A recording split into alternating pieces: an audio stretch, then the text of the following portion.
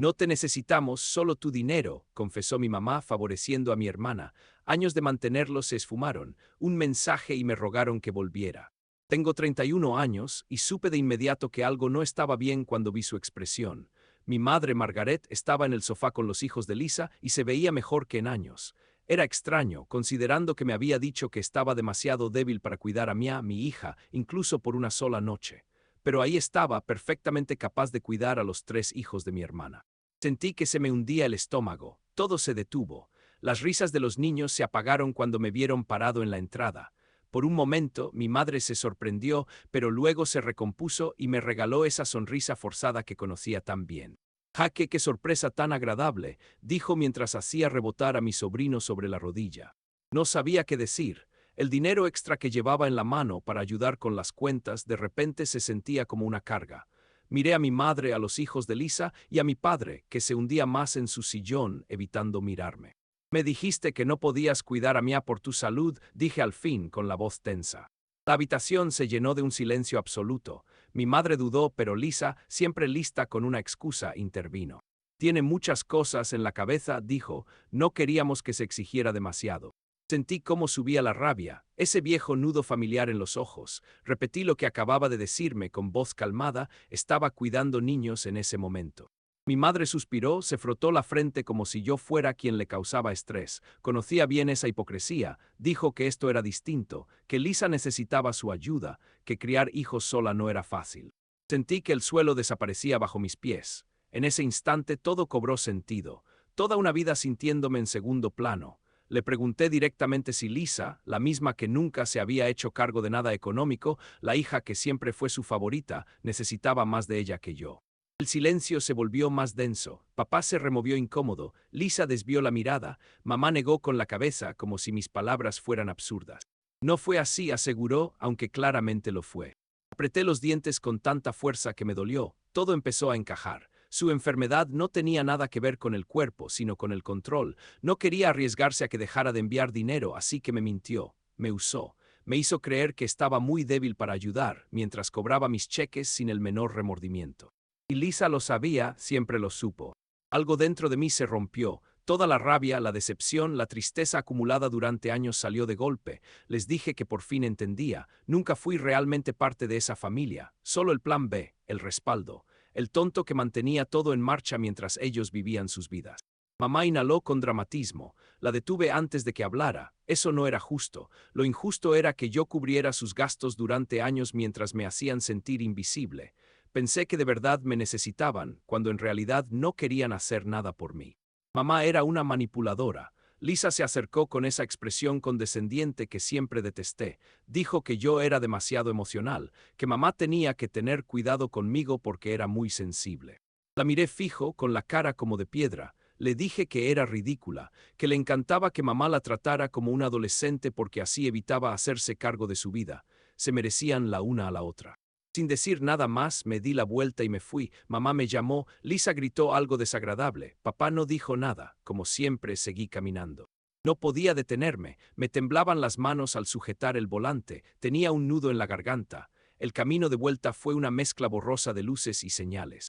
Cuando llegué a casa, supe lo que tenía que hacer. Erin estaba en la cocina, Mia ya dormía arriba. Con solo mirarme lo entendió todo. Me preguntó qué había pasado, con esa voz suave y preocupada. Le conté todo, lo de la niñera, las mentiras, la prueba final de lo que los dos habíamos sospechado durante años. No se sorprendió, tal vez ella siempre lo supo también. Me preguntó qué iba a hacer, le dije que ya estaba, que se acabó. Esa noche dormí profundamente, mejor que en mucho tiempo. A la mañana siguiente cancelé todos los pagos, la renta, la luz, el seguro del coche, los víveres, todo. Luego mandé un último mensaje, a partir de ahora están solos, buena suerte, y bloqueé sus números. Lo que vino después fue puro caos. Primero las llamadas perdidas. Mi teléfono explotó con notificaciones como luces de Navidad hasta que les corté toda forma de contacto. Después vinieron los correos, llenos de súplicas, desesperación y culpabilidad. Como no obtuvieron respuesta, empezaron a llamar a Erin. Ella rechazó todas las llamadas, y la forma en que lo hizo me hizo amarla aún más. Finalmente, Margaret lo hizo público. Escribió una larga y emocional publicación en Facebook, lamentando cómo su hijo desagradecido la había abandonado justo cuando más lo necesitaba. Enumeró todos los sacrificios que, según ella, había hecho por mí solo para recibir crueldad a cambio. Pero no le respondí. En lugar de responder, redacté una publicación propia, sin exageraciones, solo diciendo los hechos tal como eran. Durante años había estado cubriendo los gastos de mi familia. Mi madre fingió estar enferma para no cuidar de mi hija. No podía quedarse conmigo ni una sola noche, pero no tenía problema en cuidar a los hijos de mi hermana. Estaba cansado de que me explotaran. La reacción fue rápida e intensa. Familiares con los que no hablaba desde hacía años me escribieron para apoyarme. Amigos compartieron sus propias experiencias con familiares complicados. Incluso algunos vecinos de mis padres opinaron, contando cómo habían visto a mi madre haciendo jardinería o de compras en días en los que decía estar postrada en la cama. Lisa fue quien peor la pasó. Su fachada de madre soltera esforzada se vino abajo cuando empezaron a cuestionar en qué gastaba el dinero y la cantidad de vacaciones que se tomaba. Luego vino el clímax. 3 días después, alguien llamó a mi puerta. Miré por la mirilla y vi a Margaret y Frank parados en el umbral, con cara de necesitar ayuda. Papá se veía agotado. Mamá tenía los ojos hinchados, no supe si por llanto real o fingido. Dudé un segundo con la mano apoyada en la puerta. Parte de mí quería dejarlos ahí, esperando que se dieran por vencidos y se fueran, pero otra parte, la que aún no soltaba del todo, quería saber qué querían. Abrí la puerta, pero me quedé en el marco impidiéndoles pasar. Mamá habló de inmediato. Su voz se quebró mientras suplicaba que habláramos, recordándome que eran mis padres. Les dije que hablaran, pero yo no me movería. Papá se aclaró la garganta. Hijo, tu madre está destrozada, los dos lo estamos. Nunca quisimos hacerte daño. Lo que no quisieron fue que supiera la verdad, respondí, es distinto. Mi madre intentó tocarme el brazo, pero me aparté. Cariño, sé que estás enojado, pero hacer esto o cortarnos es cruel. No podemos pagar el alquiler este mes. La compañía de electricidad está a punto de cortarnos el servicio. ¿De verdad quieres que tus padres vivan a oscuras? La manipulación era tan obvia que casi me dio risa. Tienen opciones, respondí en voz baja. Papá podría buscar trabajo, podrían mudarse a un lugar más económico. Lisa podría empezar a ayudar por fin, o pueden seguir como hasta ahora y ver a dónde los lleva eso. El rostro de mamá se endureció. Después de todo lo que hemos hecho por ti, así nos lo pagas, echándonos a la calle. ¿Qué has hecho por mí, mamá? Dime una sola cosa en los últimos 10 años que no haya sido pedirme algo. No hubo respuesta. Papá siguió sin mirarme. Los labios de mamá se movieron, pero no salió ningún sonido. Eso mismo pensaba, les dije. Tomaron una decisión, ahora enfrenten las consecuencias. Cerré la puerta de golpe. Por primera vez en mi vida me sentí libre, sin culpas, sin manipulaciones, sin estar buscando cariño donde nunca lo hubo, y se sintió increíble. Las semanas siguientes fueron sorprendentemente tranquilas. Aaron y yo llevamos a Mia a la playa para un fin de semana largo y relajante. Empezamos a mirar casas en otro distrito escolar, algo que llevábamos años diciendo pero nunca hacíamos. Me dieron un aumento en el trabajo, en parte porque ahora podía concentrarme sin estar siempre resolviendo crisis familiares. Pero claro, nada podía ser tan simple. Los rumores comenzaron a llegarme gracias a colegas preocupados y familiares que vivían lejos. Mis padres andaban diciendo que yo estaba atravesando una especie de colapso mental. Lisa contaba a quien quisiera escuchar que siempre había sido inestable y obsesionado con el dinero. Una noche mi tía me llamó, fue directa al grano, me dijo que estaban diciendo que yo había perdido la cabeza. Margaret decía que estaba en plena crisis de la mediana edad. Solté un suspiro y me dejé caer en la silla del escritorio. Le pregunté si estaba sorprendida. Para nada, me confesó, conozco a tu madre y sé que no soporta perder el control. Mi tía siempre vio a través de sus juegos, por eso casi no se hablaban. Le pregunté qué tan mal estaba todo. Bastante, dijo, parece que los van a desalojar el mes que viene. Frank trató de volver a su antiguo trabajo en la ferretería, pero no lo quisieron. Lisa está pidiéndole dinero a todo el mundo, pero la gente ya se está dando cuenta. Sentí una punzada, no era culpa exactamente, pero se parecía. Le dije que no era mi responsabilidad arreglarlo, aunque en el fondo no estaba tan seguro. Ella se quedó en silencio unos segundos. Luego admitió que no era mi carga y que ya había hecho más que suficiente. Solo quería que supiera lo que estaba pasando. Cuando colgamos me quedé quieto mirando el atardecer desde la ventana de mi oficina. Era un mal hijo, una mala persona. Las dudas empezaron a colarse como las sombras al caer la noche. Una hora más tarde, Erin me encontró ahí, todavía mirando al horizonte. Se sentó al borde de mi escritorio y me preguntó si estaba bien. Le respondí que no lo sabía. Una parte de mí se sentía liberada, pero otra sentía que había hecho algo mal. Erin me tomó la mano con el rostro serio. Me recordó que llevaba años manteniéndolos económicamente. Les había dado más oportunidades de las que merecían. Todo lo que siempre quise fue que fueran honestos conmigo y me dieran el mismo respeto que le daban a Lisa, pero para ellos eso era imposible, totalmente imposible. Sabía que tenía razón, había dado en el clavo. Le confesé que me preocupaba su futuro, lo que pasaría cuando fueran mayores y realmente no pudieran valerse por sí mismos. Erin apretó mi mano con firmeza. Me dijo que ya enfrentaríamos ese obstáculo cuando llegara el momento, pero ayudar no significaba dejar que nos controlaran. Había una gran diferencia entre apoyar a mis padres y convertirme en su fuente inagotable de dinero. La senté sobre mis piernas y bromeé preguntándole cuándo se había vuelto tan sabia. Ella respondió que siempre lo había sido, que yo apenas estaba empezando a escucharla. Pasaron 2 meses, Mia aprendió a contar hasta 20, un logro que me dio más alegría que cualquier éxito profesional. Hicimos una oferta por una casa en una zona tranquila, con buenas escuelas. La vida seguía.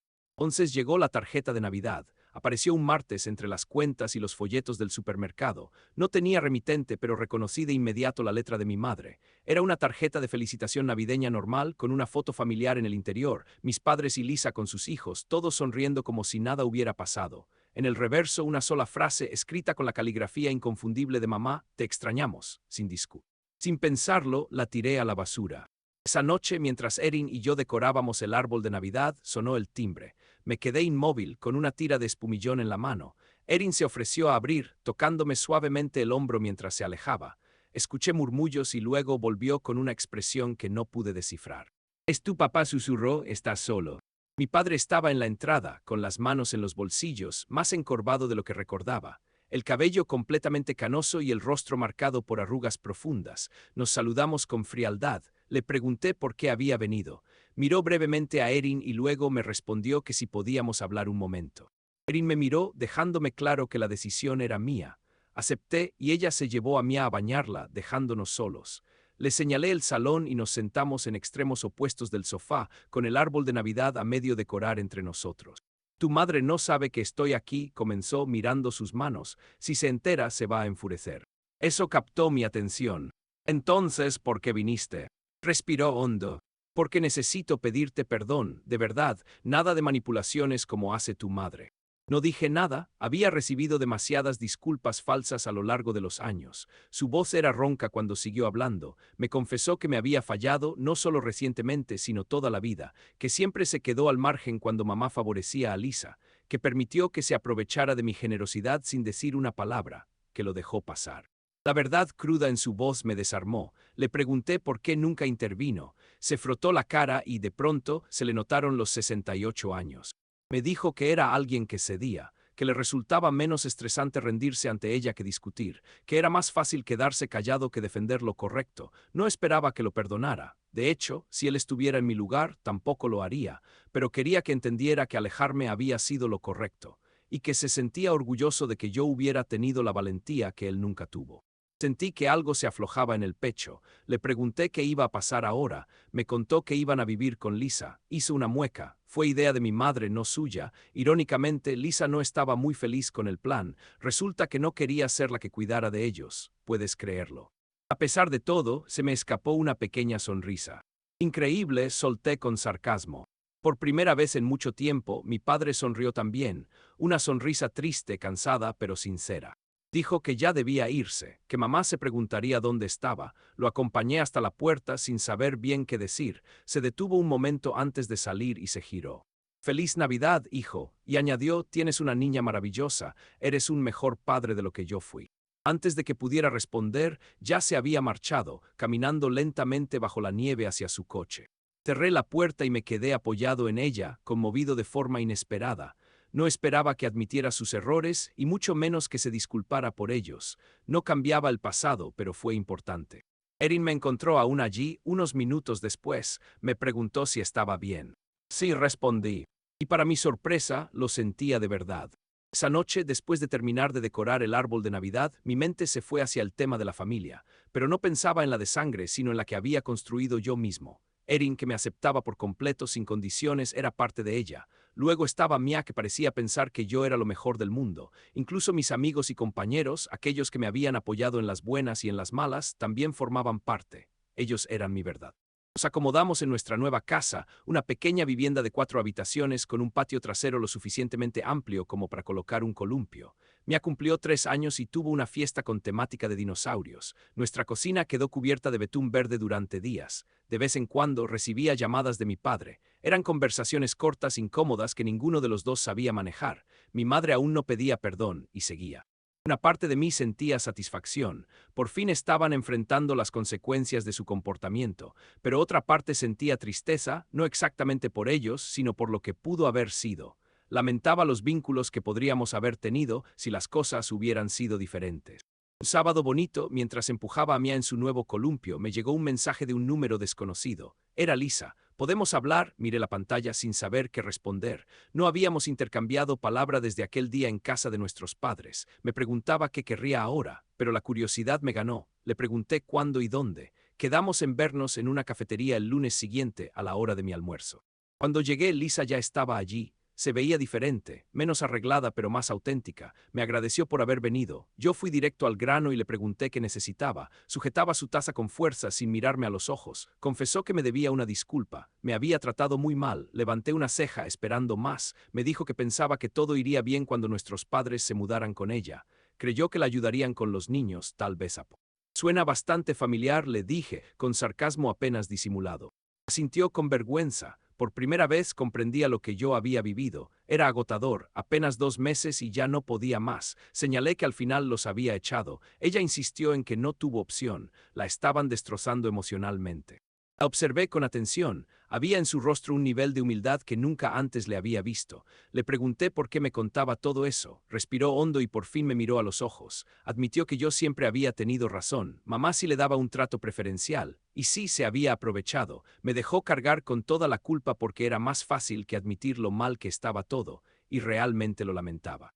No sabía qué esperar de esa charla, pero definitivamente no era esto. En todos los años que la conocía, Lisa jamás me había pedido perdón. Le dije que agradecía sus palabras, aunque una disculpa no borraba todo lo que había hecho. Asintió de inmediato. No buscaba redención, solo quería que supiera que ahora entendía. Lo que ellos me hicieron, lo que ella misma me hizo. Estaba intentando ser mejor por sus hijos. Lo que dijo me llegó por sus hijos. A pesar de todo, Lisa era una madre tratando de romper el ciclo. Le pregunté si seguía en contacto con nuestros padres. A veces respondió, mamá seguía siendo mamá y eso no iba a cambiar, pero ahora ella ponía límites. No más niñera de tiempo completo, ni más apoyo económico, ni más manipulación emocional. Sentí, la entendía perfectamente. Sorprendentemente le pregunté por sus hijos. Una sonrisa se dibujó en su rostro y pude ver cómo se le quitaba un poco el peso de encima. Me contó que estaban bien, que estaban ocupados. Jack ya estaba en jardín de infancia. Emma no pensaba en otra cosa que en el fútbol. A veces preguntaban por su prima Mia. Se hizo un silencio incómodo. 30 años de historia no iban a desaparecer con un café. Le dije que no podía prometer que alguna vez seríamos cercanos, había pasado demasiado, pero quizá podríamos empezar de nuevo como adultos sin las viejas cargas. Lisa asintió con los ojos brillosos, se la notaba aliviada. Hablamos unos 20 minutos más con cuidado sin tocar temas delicados. Hablamos de su trabajo, de mi nueva casa, incluso del clima. No fue gran cosa, pero fue un comienzo. Cuando nos despedíamos, se volvió hacia mí. Me agradeció de nuevo por haber aceptado verla y por haberles hecho frente. Si no lo hubiera hecho, no estaba segura de haber entendido nunca la verdad. Sentí levemente, aún no podía decirle de nada, pero comprendía su mensaje. De regreso a la oficina, sentí una especie de paz, no porque todo estuviera bien, no lo estaba y tal vez nunca lo estaría, sino porque por fin había roto con los patrones que habían definido mi vida por tanto tiempo. Ya no era el cajero automático de la familia, ya no era el hijo ignorado, el confiable que nunca recibía reconocimiento, ahora era solo jeque, esposo, padre, un hombre que finalmente estaba viviendo la vida que él eligió. Esa noche, mientras acostaba a Mia, me miró con los ojos de su madre. Papá susurró, quedándose dormida, eres feliz. Le di un beso en la frente, inhalando el aroma dulce de su shampoo. Sí, mi niña, soy muy feliz. Y por primera vez en mucho tiempo, era completamente cierto.